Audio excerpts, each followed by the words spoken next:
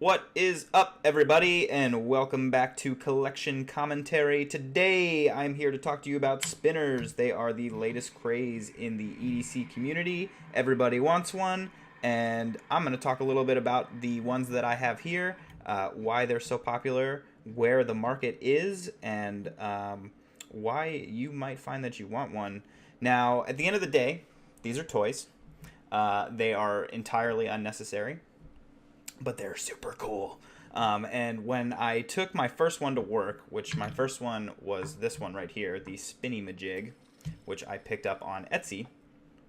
More on that in a minute. But when I first took this one into work, the reaction that it got was, why do you need that? What is that for? People didn't really understand it. And then I started to hand it to them, and I passed it around. And within maybe 20 minutes, this had made its way all the way around the office, which is there's a lot of people in my office. That's a big deal. It's not just like 3 guys. So it made it all the way around very quickly and definitely gained in popularity. So there's definitely something to be said for them. They are super, super satisfying to use. This one right here is the Stedimon full titanium spinner, which just recently went online at major retailers, most notably Blade HQ and Knife Center. They sold out super fast on Blade HQ, and then the black and silver versions appeared back on Blade HQ. Oh, excuse those email noises. Turn that off. It's my work phone. So the black and silver versions seem to sell out super fast, and then we got those back in stock, but the purple ones remained out of stock, and then the ones at Knife Center were like $3 cheaper. I paid $50 flat for this, and then they were up for like $47 on Knife Center. So definitely like weird, I don't know, not stocking issues, but there was a lot going on getting these on the market, that's for sure. I could definitely feel that in the way that they were displayed. And then here we have the Custom Knife Factory Pepyakka. This is, I guess, version 2.0 in the sense that they had a version before this, which was like this. It was like a bar as opposed to the 3-prong version. And then they currently have new 3-prong versions in both kind of this color blue and a pink. And those are for sale. Last I checked was like 2 days ago. They still had them for sale on from Russia with Knives, .com. There were 3 left of the pink one. That's what I looked at. I assume the blue one was very close to being out of stock as well. They're $173. I don't remember how much this version was. I think it was over 200. I think it was closer to the 300 mark, but that might just be the markup that I'm seeing. I don't know what they were for retail because From Russia with Knives deletes the prices after the product is sold. That said, I knew when this one was coming out. I missed out on it. I couldn't afford it at the time. And I really don't like the 3-prong bit, which is why I haven't bought one of their new ones. I'm going to hold out for when they make another bar. But this isn't mine. This actually came from a lovely Reddit/Instagram user that I have been talking to for a while named Sid. That's his Instagram. Go check it out. He's got some great pictures. He did send me some other stuff, which is super cool. I'll give you guys a sneak peek. I have this Decepticon 3 here with the Timascus clip, which is super sweet. Never gotten to interact with one of those before. And then he also sent me his green Equilibrium from HEA Designs, which is super nice. I had my HEA Designs knife come in today, and it was the wrong color, so I sent it back out. So you will see a video with both of those in the near future. But back to the spinners. I don't really know when the spinners kind of like hit the market per se, but they've definitely been gaining in popularity in an insane way lately. And the Stedimon is a great example for that, which I'll get to in a moment. So kind of my personal progression was getting this this Spinny Majig. Now, this is made by a guy who lives in Spain. His daughter makes a little pouch for it as well, which I didn't have. Oh, there it is. Hang on, I see it. I just fish my arm through here. So it comes with this little pouch, which is daughter made, and that slides right in there, which is nice. This is nice for like when I throw it in my like a jacket pocket or something. This is a great way to just make sure like the thumb studs don't fall off or anything in your pocket or anything like that. Now I did get this on Etsy, and ultimately, having tried other spinners, I'm not super satisfied with it. The ceramic bearing is pretty loose in terms of the contact point for the balls inside the ball bearing. Let's see if I can show that a little bit. There's just a lot of contact space this way. So the balls, as they're rotating through, kind of bang like this instead of just being flush on both sides with the rail to go around. And so you can kind of see that and feel that and maybe even hear that. Hold that up to the mic. I don't know if you can see. It's video really doesn't pick these things up very well in terms of the flaws. They all look like they're like amazingly perfect when you see them on video and on Instagram, which is funny. But I'm disappointed with the bearing. I paid, I think, like $73 or $76 for this before shipping. And I paid an extra $10 or $15 to get the ceramic bearing. The other option, the default option at like $63 was, I think, I don't know, just like a stainless steel bearing. So I paid extra with the expectation that, like, hey, I was getting like this sweet bearing. And then that just didn't really turn out that way. Also, this is handmade, and the bearing's actually fairly loose. You can see here, I don't have to give it a lot of pressure. It's fallen out a couple times, but it's fairly loose, which not the biggest deal, but I'm not a super big fan. These weights here are tungsten, which I did think was cool. Probably more like a tungsten carbide, but they're listed as tungsten. And if you actually do push the bearing in just like that, you get just enough clearance between the thumb pad and the weights to spin it on a desk, because by default you cannot do that like you can with these two. So that's one little trick. If you get one of these, you can spin it on a desk if that's the kind of thing you're into, but just be careful with the bearing. So this is handmade. I paid for that. I paid to have something. Oh, excuse me. I paid to have something, made for me special, and it came from Spain, which was cool. But ultimately, I don't think super worth the price. Now, moving on to the Steadimon, this is where Value Town really happens. At $50, this was $30 cheaper than the Spinny-Majig. It spins way better. See if I can give you that visual there. Spins way better. When it was out of the box, it was crazy smooth. I've taken this one to work a bunch, and my coworkers and I, we have a lot of fun with it. And so it's hit the ground a few times, and now it's got a little bit of a shake to it. But that's totally my fault. If you just used it and didn't drop it repeatedly, it would be fine. But you can see it still spins way better than the Spinny-Majig ever did. It is on caged ceramic bearings, which makes a bit of a difference for sure. And then it's just a solid domino-sized chunk of titanium. I absolutely love this thing. When I got it, I was like, holy crap, value. And the cool thing about this really shows where we're headed in the market with spinners, because what a lot of people have been noticing is that the spinners that you want, the ones that come from the big makers or the ones that have these cool, crazy titanium milled designs, those are all really starting at $200. You can find some for like $150, but honestly, most are between $200 and $300, which is absolutely insane for a fidget toy for most people. And it keeps something like the Pepyakka out of a lot of people's hands. So what people were doing earlier on was turning to alternatives like stuff made on Etsy. I did purchase a spinner. The first spinner I actually ever purchased was on Amazon for about $25. I sent it right back. I pulled it out and I did this, and it just went like swoop and stuck. And I did it again, and it went swoop and stuck. So there was no way I was going to keep that. That thing didn't even spin. Piece of crap. So then I thought to myself, all right, well, I guess I'm going to have to unload some cash if I really want one of these things. But I was still looking for a cheaper alternative, so I ran over to Etsy, and I managed to find this. It looked really cool. It looked really good. I liked that it had the ceramic bearing upgrade available, and just everything about it checked out. The reviews were really good. Everybody said it had super long spin times. So I was like, I'm in, baby. I'm in. Let's do it. And then it's just mostly been disappointment since then. But at $80 or close to that, it really goes to show that what was supposed to be the budget good option really didn't turn out that way. And so a lot of people are feeling like the only way to get quality is to go all the way up to something like the top of the line, something from, Metal Worn or, there's a couple other Instagram guys. I'll have to link to them.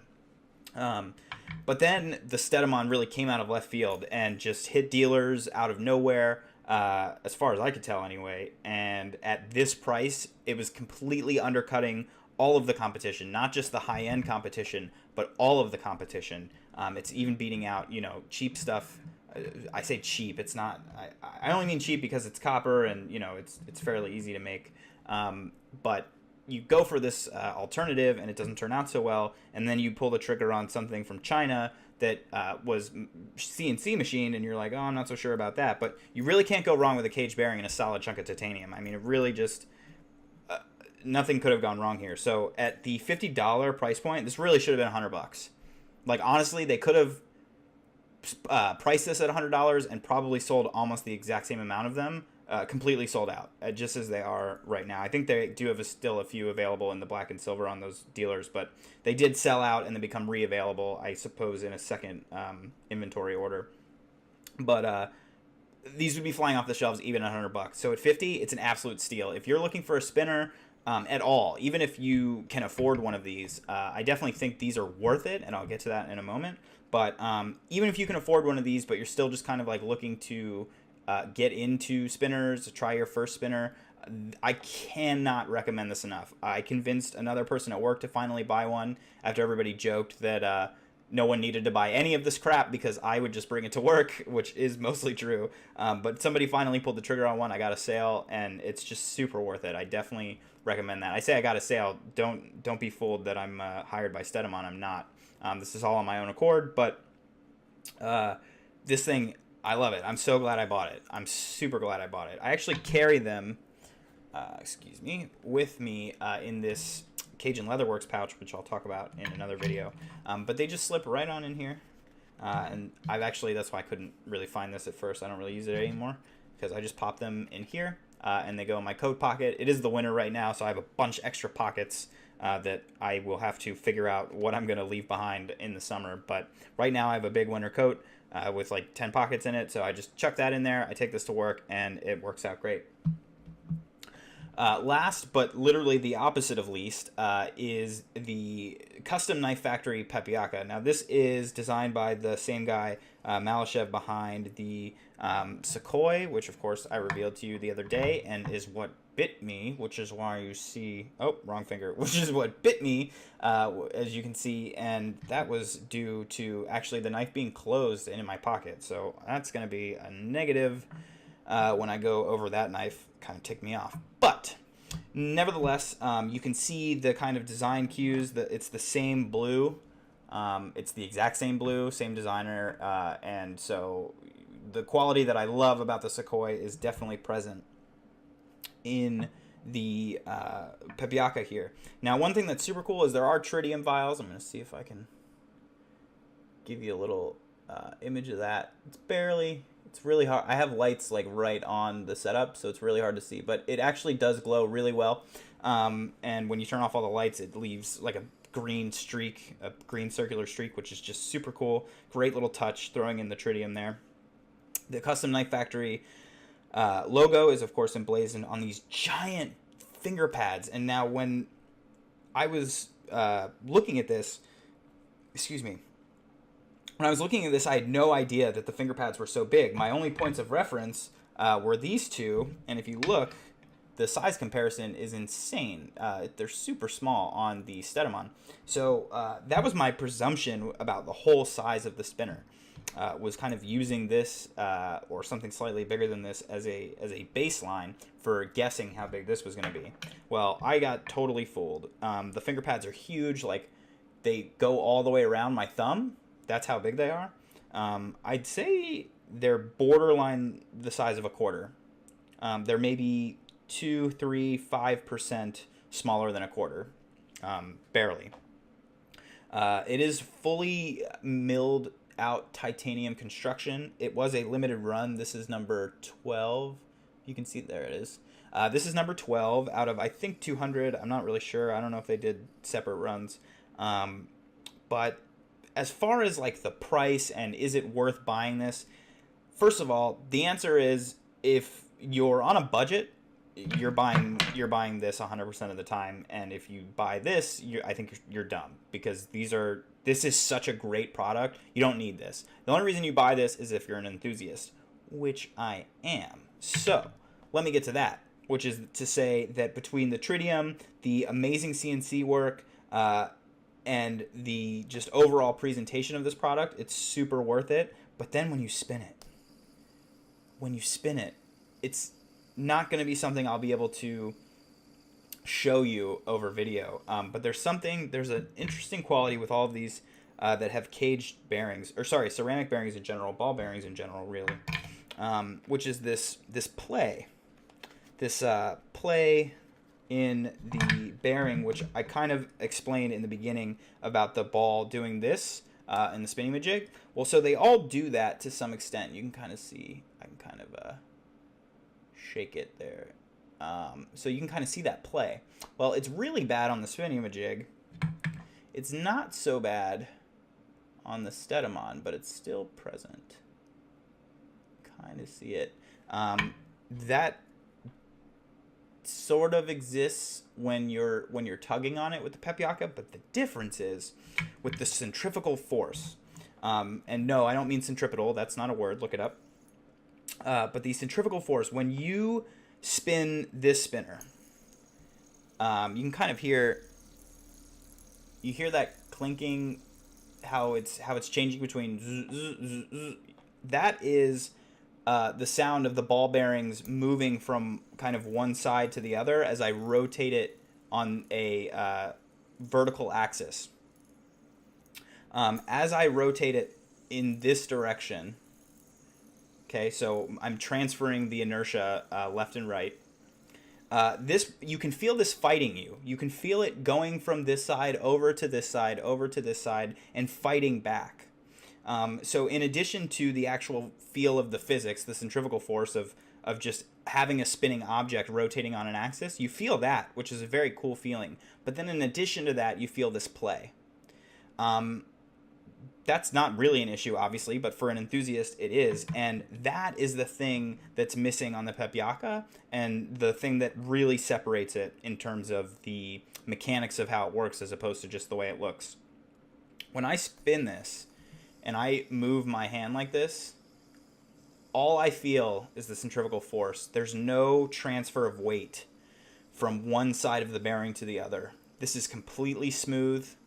And when I do something like this and really play with the forces at hand, it feels super cool. It feels like I'm holding magnets, and the magnets are kind of fighting my fingers.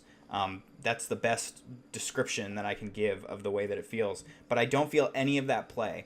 And that's what's making this spinner maybe worth it to me in buying on the secondary market. I'm not a big fan of the three prongs, but in playing with it enough today, I've definitely gotten used to it.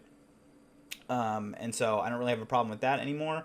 And man, I gotta say, the difference between not feeling anything when I do this and feeling it, it's almost worth $200 to me. I mean, I know that I'm very, very, very, very privileged to be able to say something like that. But frankly, it's true. Now, there is one thing outside of spinners that still fits into this topic of discussion, and that is tops.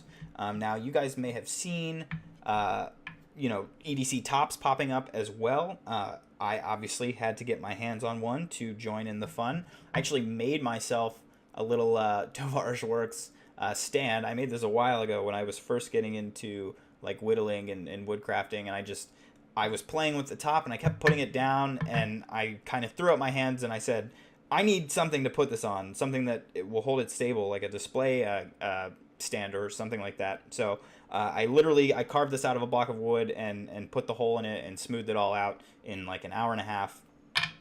And now my top sits right there, which is super cool. And it doesn't go anywhere, and I can put it on a desk and all of that. This top is Anthony Marfione's design. It is the, I think, second top that they've produced, top design that they've produced. They might have done 3, but I know it's at least the second. It is serial number 9. I think there were probably only 100 made. There was a couple different variations of this too. There's the stainless steel base, which I have, with the blue titanium. There's a teal titanium with the stainless steel, and then there's a blue and teal stem for a copper and a brass version as well. The really cool thing about this top is that the stem is actually detachable